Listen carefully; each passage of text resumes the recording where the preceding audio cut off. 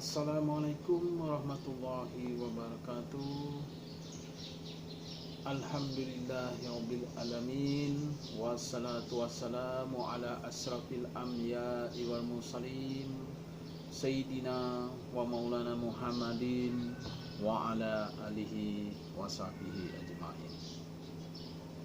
Puji syukur kita panjatkan kehadirat Allah Subhanahu wa taala, di mana pada kesempatan yang sangat berbahagia ini kita masih diperkenankan berkumpul di sini dalam keadaan sehat walafiat, tidak kekurangan suatu apapun.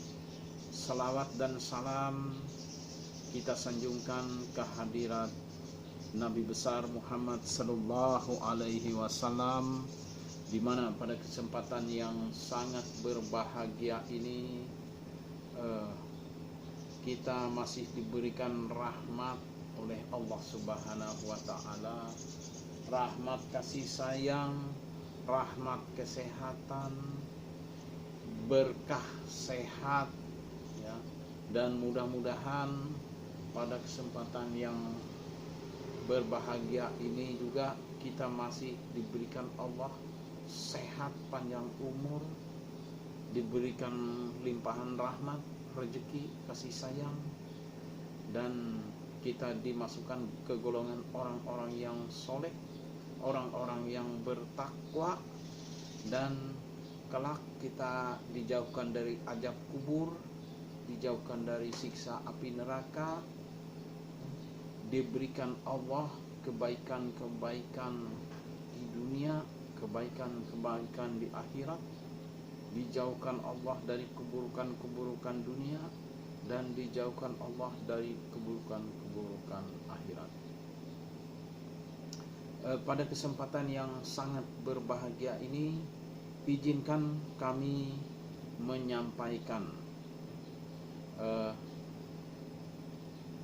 untuk kita semua. Mudah-mudahan ini nantinya ada manfaatnya untuk kita. Pada kesempatan ini saya akan menyampaikan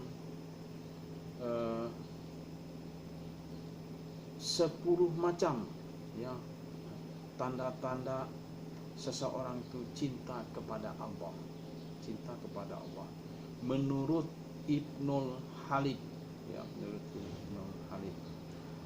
Yang pertama adalah suka membaca Al-Quran. Suka membaca Al-Quran ya, di mana dalam membaca Al-Quran ini kita akan diberikan rahmat, diberikan rezeki, kemudian makhluk-makhluk halus yang ingin jahat kepada kita akan menjauh. Nah, untuk itu ya, saya sarankan sediakan waktu untuk membaca Al-Quran. Kemudian jangan juga suka putus-putus. Lakukan baca Al-Quran menjadi sebuah amalan kita setiap harinya, setiap hari ya. Jangan putus-putus. Apalagi kalau kita galau seperti pada saat sekarang ini. Semua orang takut dengan virus corona yang sudah menyebar di seluruh dunia ya. Nah, untuk mengatasi itu, marilah kita sering-sering membaca Al-Quran. Sering-sering membaca Al-Quran. Karena di Al-Quran itu adalah nasihat-nasihat Allah. Kemudian Allah berbicara dengan kita. Disitulah kita mendengar nasihat-nasihat Allah ya, di Al-Quran itu. Selanjutnya yang kedua yaitu memperbanyak sholat sunnah ya, memperbanyak sholat sunnah. Mengerjakan yang sunnah ini adalah tujuannya agar kita bisa mendekatkan diri kepada Allah. Bagi siapa yang ingin mendekatkan dirinya kepada Allah, selain daripada melaksanakan sholat wajib, yakni lakukan sholat sunnah. sholat sunat.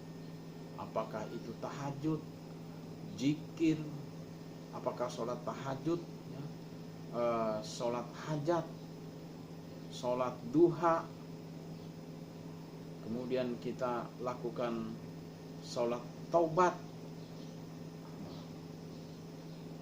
sholat wudhu, silahkan lakukan. Nah, ini dalam rangka kita mendekatkan diri kita kepada Allah Subhanahu wa Ta'ala. Selanjutnya yang ketiga adalah zikir. Zikir.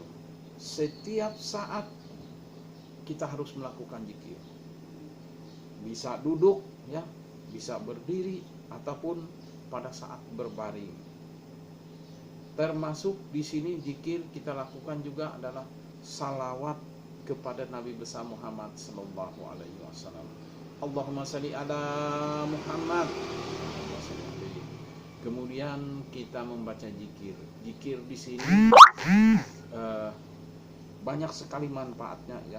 Zikir salah satunya adalah membuat hati kita tenang dan membuat kita merasa lebih khusyuk. Zikir-zikir di sini banyak yang bisa kita lakukan, seperti zikir la ilaha illallah, kemudian zikir ya Allah, kemudian kita lakukan zikir di sini zikir-zikir perlindungan, kemudian baca la ilaha illallah, la ilaha illallah, Allah, Allah. Bisa juga kita baca zikir yang lainnya, ya, mana yang menurut kita lebih baik.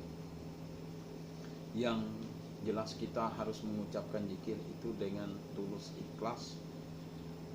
Tulus ikhlas, jangan terpaksa dan jangan memaksa. Lakukan zikir itu seikhlas kita, seikhlas kita. Mau 3 kali, mau 7 kali, mau 11 kali, mau 33 kali, mau 100 kali, terserah. Mana yang rasanya hati kita ringan membaca itu. Kemudian yang keempat adalah Asmaul Husna. Asmaul Husna ini adalah orang yang senang mengamalkan nama Allah, karena di satu asma Allah itu ada satu rahasia yang akan mengabulkan doa-doa kita. Termasuk di dalam Asmaul Husna itu ada yang sifatnya sangat rahasia sekali, ya, dimana kita tidak tahu di Asmaul Husna itu yang mana yang sangat rahasia sekali, yang bisa mengabulkan doa kita, ya. Contoh misalnya begini: Bismillahirrahmanirrahim, Ya Karim, Ya Wadud, Ya Mukni, Ya Ajim, Ya Hayu, Ya Qayyum, Ya Malikul Muluk, Ya Jajal Ikram, Ya Nur. Setelah itu ucapkan apa yang ingin kita minta. Misalnya saja kalau kita ingin kekayaan, minta saja Ya Allah, Ya Rajak, Ya Mukni, Ya Ajim, Ya Hayu, Ya Qayyum. Atau kalau kita merasa lemah, ingin kuat, baca zikir Ya Allah, Ya Matin, Ya Allah, Ya Matin. Amalkan itu dengan tulus ikhlas, dengan berharap Allah mengabulkan apa yang kita inginkan. Insya Allah. Kalau kita sakit, baca saja zikirnya, ya. Baca zikir, baca di Asmaul Husna ini. Ada juga yang kalau kita rasanya sakit, tidak sembuh-sembuh, ada zikir-zikir khusus Asmaul Husna, ya. Selanjutnya yang kelima adalah setiap mendapatkan nikmat selalu mengucapkan alhamdulillah. Mengucapkan alhamdulillah. Apakah rezeki itu banyak, rezeki itu sedikit, ucapkan alhamdulillah. Rezeki itu tidak hanya selalu berupa uang, tidak selalu berupa materi. Bisa saja untuk misalnya saja seorang PNS, dia mendapatkan jabatan yang lebih baik, ya, dan karirnya naik, ucapkan alhamdulillah. Karena memang seperti itulah anjuran Nabi kepada kita, sehingga jabatan yang kita pegang itu berkah, rezeki yang kita dapat itu berkah. Kemudian selanjutnya yang keenam adalah tawadu di dalam hati. Tawadu di dalam hati. Tawadu di dalam hati itu adalah merendahkan diri, ya. Jangan sombong. Sedikit saja kita memperoleh kenikmatan, memperoleh kemajuan-kemajuan sedikit, kita angkuh sombong. Itu tidak dibenarkan. Jadi di sini kita berusaha merendahkan diri serendah-rendahnya. Karena memang dasarnya kita makhluk manusia ini adalah manusia yang hina dina, lemah, tiada daya upaya, ya, kecuali atas kehendak Allah. Makanya di sini tawadu di dalam hati itu sangat dibutuhkan untuk mengendalikan diri kita, sehingga kita tidak angkuh, tidak sombong, tidak congkak, ya. Selanjutnya yang ketujuh adalah halwat. Halwat. Arti daripada halwat ini adalah kita harus menyediakan tempat khusus, ya, tempat khusus, tempat kita sholat khusus, berzikir khusus, tempat bersuci, curhat kepada Allah, disebut halwat. Nah, jadi kita menyediakan tempat khusus, tempat kita sholat, tempat kita berzikir, tempat kita mendekatkan diri kita kepada Allah, tempat kita curhat, meminta kepada Allah. Nah, siapkan tempatnya. Apakah itu berupa, kalau di rumah kita upayakan ada kamar kosong atau tempat khusus, ruangan khusus, di mana di sana kita bersihkan, kita rapikan, kemudian di sana kita siapkan Al-Quran, kemudian buku-buku lainnya tentang agama, ya, di sana. Kemudian di sanalah tempat kita bermunajat, ya. Selanjutnya adalah yang kedelapan, selalu berkumpul dengan orang-orang soleh. Selalu berkumpul dengan orang-orang soleh. Jangan kita selalu berkumpul dengan orang-orang yang jolim, ya, termasuk pemabuk, penjudi, penjinah, perampok, maling, begal. Jangan. Kita upayakan berkumpul dengan orang-orang soleh. Karena apabila kita berkumpul dengan orang-orang soleh, kita pun akan kena imbasnya. Kena imbasnya kalau kita selalu berteman dengan orang-orang soleh. Pada saat-saat tertentu orang-orang soleh itu bisa memberikan kita ilmu yang bermanfaat, ya, ilmu-ilmu yang bermanfaat. Itu tujuannya adalah supaya kita terjaga, ya, terjaga. Jangan kalau kita berteman dengan para pemabuk, para penjudi, para penjinah, kita akan masuk golongan-golongan mereka. Jadi ya kita berusaha bagaimana caranya menjauhkan diri kita dari hal-hal yang seperti itu.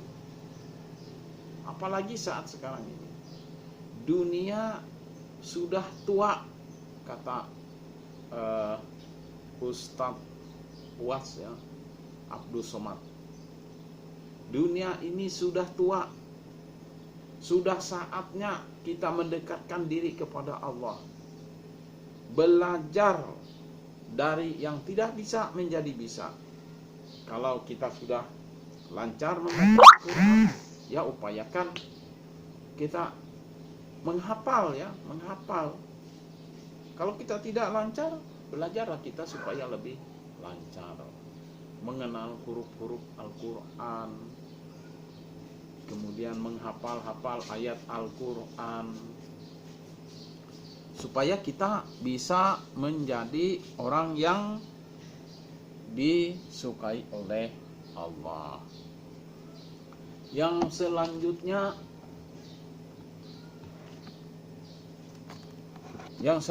adalah menjauhkan diri kepada hal-hal pergunjingan.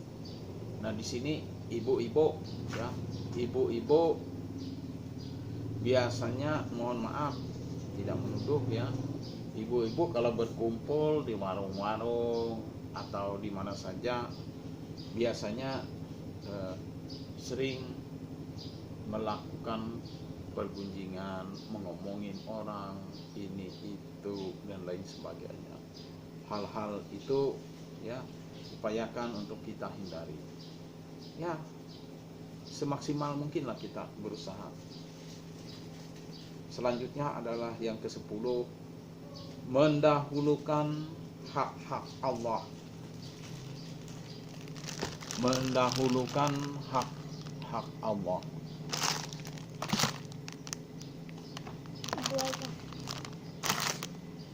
Mendahulukan hak-hak Allah.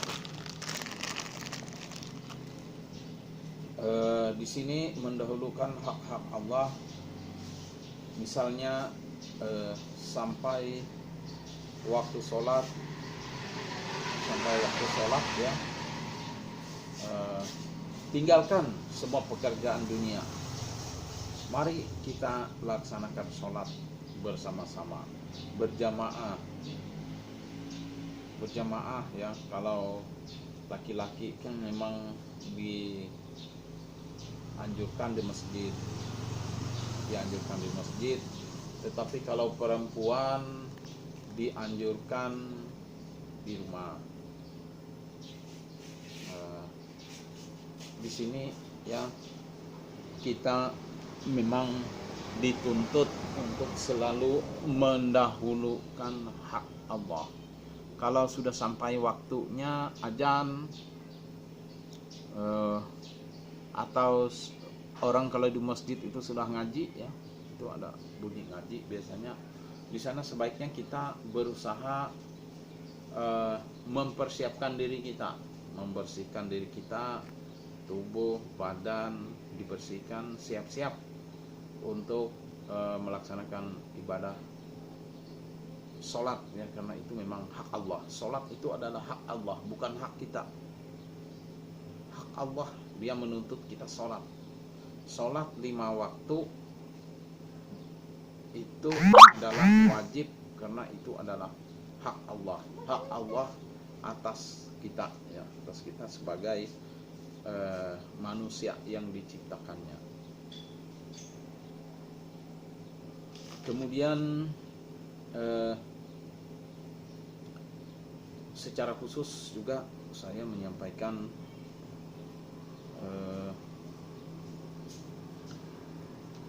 inti ibadah.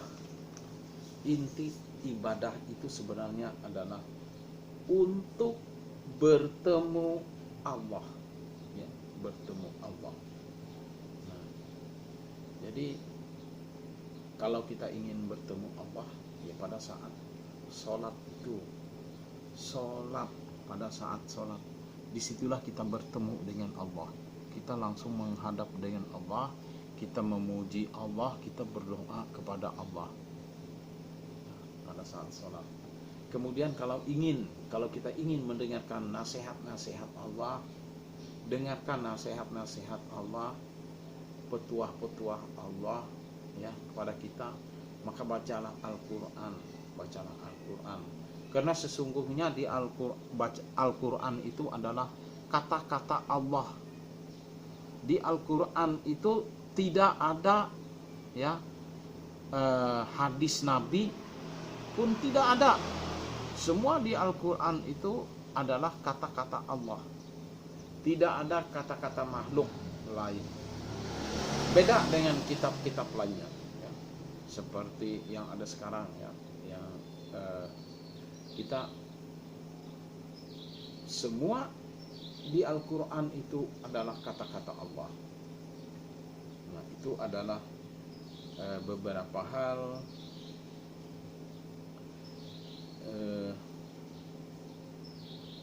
yang harus kita ingat, harus kita amalkan. 10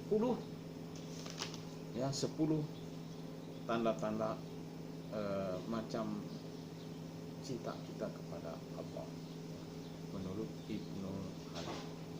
Demikian yang dapat saya sampaikan. Lebih kurangnya mohon dimaaf. Atas perhatiannya diucapkan terima kasih. Semoga ini dapat bermanfaat untuk kita semua. Wabillahi taufik wal hidayah. Wassalamualaikum warahmatullahi wabarakatuh.